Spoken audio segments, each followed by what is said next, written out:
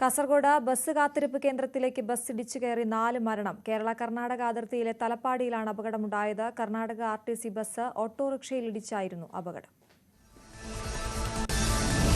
വടക്കൻ കേരളത്തിലും മധ്യ കേരളത്തിലും മഴ കനക്കും. കാസർഗോഡ്, കണ്ണൂർ, വയനാട്, കോഴിക്കോട് ജില്ലകളിലും തൃശൂർ, എറണാകുളം ജില്ലകളിലും ഓറഞ്ച് അലർട്ട്. മലപ്പുറം, പാലക്കാട്, ഇടുക്കി, കോട്ടയം, പത്തനംതിട്ട ജില്ലകളിൽ ഒറ്റപ്പെട്ട മഴയ്ക്ക് സാധ്യത.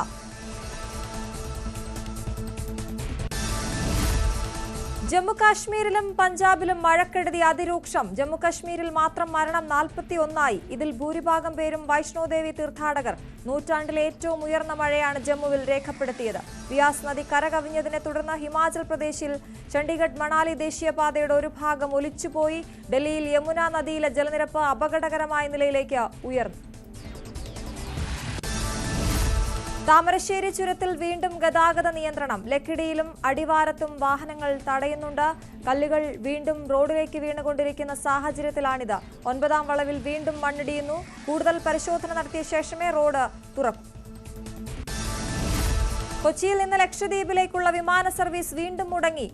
അഗതിയിലേക്കുള്ള അലയൻസ് എയർലൈൻസ് സർവീസാണ് തുടർച്ചയായ 2ാം ദിവസവും മുടങ്ങിയത്. യാത്ര തടസ്സപ്പെട്ടതോടെ യാത്രക്കാർ വിമാനത്തിൽ നിന്നിറങ്ങാൻ കൂട്ടാക്കിയില്ല. ഭക്ഷണം പോലും ലഭിക്കാതെ ദുരിതത്തിലാണെന്നും ജീവനക്കാരുടെ ഭാഗത്തു നിന്ന് മോശമായ പെരുമാറ്റമാണ് ഉണ്ടായതെന്നും യാത്രക്കാർ. രാഹുൽ മാങ്കൂട്ടത്തിനെതിരായ ക്രൈംബ്രാഞ്ച് കേസിൽ നടപടികളുടൻ. പരാതി ഉന്നയിച്ച യുവതികളുടെ മൊഴിയെടുക്കും. ഉടൻ നോട്ടീസ് നൽകും. പ്രത്യേക ക്രൈംബ്രാഞ്ച് സംഘത്തെ ഇന്ന് തീരുമാനിച്ചേക്കും. ഗർഭചിത്രം നടത്താൻ രാഹുൽ നിർബന്ധിച്ച യുവതിയെ കണ്ടെത്താനും നീക്കം. കാസർഗോഡ് അമ്പലത്തറയിൽ അച്ഛനും അമ്മയും മകനും ആത്മഹത്യ ചെയ്തു. ആസിഡ് കഴിച്ചാണ് കുടുംബത്തിലെ 3 പേർ ജീവനൊടുക്കിയത്. മറ്റൊരു മകന്റെ നില അതീവ ഗുരുതരം. കടുത്ത സാമ്പത്തിക ബാധ്യതയാണ് ആത്മഹത്യയ്ക്ക് കാരണം. പറക്കളായി 1ാം പുളിക്കാലിലെ ഗോപി, ഭാര്യ ഇന്ദിര, മകൻ രാജേഷ് എന്നിവരാണ് മരിച്ചത്.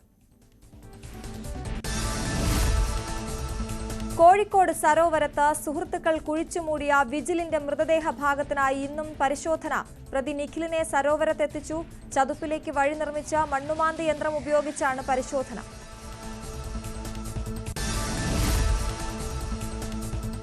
IT ജീവനക്കാരനെ തട്ടിക്കൊണ്ടുപോയ കേസിൽ നടി ലക്ഷ്മി മേനോന്റെ മുൻകൂർ ജാമ്യാപേക്ഷയിൽ ഓണാവധിക്ക് ശേഷം ഹൈക്കോടതി വിശദമായ വാദം കേൾക്കും. കൊച്ചി നഗരത്തിലെ ബാറിൽ 2 സംഘങ്ങൾ തമ്മിലുണ്ടായ വാക്കുതർക്കമാണ് തട്ടിക്കൊണ്ടുപോകൽ കേസിൽ കലാശിച്ചത്. ലക്ഷ്മി മേനോൻ IT ജീവനക്കാരനെതിരെയും പരാതി നൽകിയിട്ടുണ്ട്. കേസിൽ ലക്ഷ്മിയുടെ അറസ്റ്റ് കോടതി തടഞ്ഞിരുന്നു.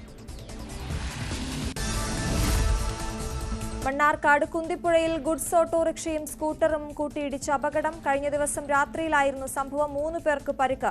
കോങ്ങാട് കൊട്ടശ്ശേരി സ്വദേശികളായ മണികണ്ഠൻ, രമേശ് എന്നിവർക്കും ചങ്ങലേരി സ്വദേശിയായ ഫവാസിനുമാണ് പരിക്കേറ്റത്.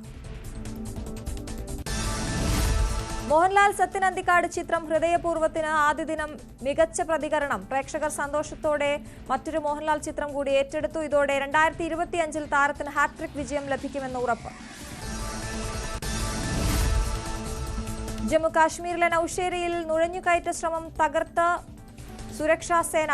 2 ഭീകരരെ വധിച്ചു. ജമ്മു കശ്മീർ പോലീസും സൈന്യവും സംയുക്തമായി നടത്തിയ നീക്കത്തിലാണ് ഭീകരരെ തുരത്തിയത്. കൂടുതൽ ഭീകരർ സംഘത്തിൽ ഉണ്ടായേക്കാമെന്ന സംശയത്തിന്റെ അടിസ്ഥാനത്തിൽ തെരച്ചിൽ തുടരുന്നു. കോഴിക്കോട് ഒരാൾക്കു കൂടി അമീബിക് മസ്തിഷ്ക ജ്വരം. പന്തീരാങ്കാവ് സ്വദേശിയായ 43-കാരിക്കാണ് രോഗം സ്ഥിരീകരിച്ചത്. കോഴിക്കോട് ബീച്ച് ജനറൽ ആശുപത്രിയിൽ ചികിത്സയ്ക്കെത്തിയപ്പോൾ തന്നെ ഇവർക്ക് രോഗലക്ഷണങ്ങൾ ഉണ്ടായിരുന്നു. തുടർന്ന് കോഴിക്കോട് മെഡിക്കൽ കോളേജ് ആശുപത്രിയിൽ നടത്തിയ പരിശോധനയിൽ രോഗം സ്ഥിരീകരിക്കുകയായിരുന്നു. ഓണാഘോഷങ്ങളുടെ ഭാഗമായി റോഡിൽ വിദ്യാർത്ഥികളുടെ സാഹസിക യാത്ര. മൂവാറ്റുപുഴ ഇലാഹിയ എഞ്ചിനീയറിംഗ് കോളേജിലെ വിദ്യാർത്ഥികളാണ് സാഹസിക യാത്ര നടത്തിയത്. കാറുകൾക്കും SUVകൾക്കും പുറമെ KSRTC ബസ്സും വാടകയ്ക്കെടുത്തായിരുന്നു വിദ്യാർത്ഥികളുടെ ഓണാഘോഷം. ബസിന്റെ ചവിട്ടുപടിയിലും ജനലിലും ഇരുന്നും നിന്നുമൊക്കെയായിരുന്നു യാത്ര. സംഭവത്തിന്റെ ദൃശ്യങ്ങൾ സാമൂഹ്യമാധ്യമങ്ങളിൽ പ്രചരിക്കുന്നു.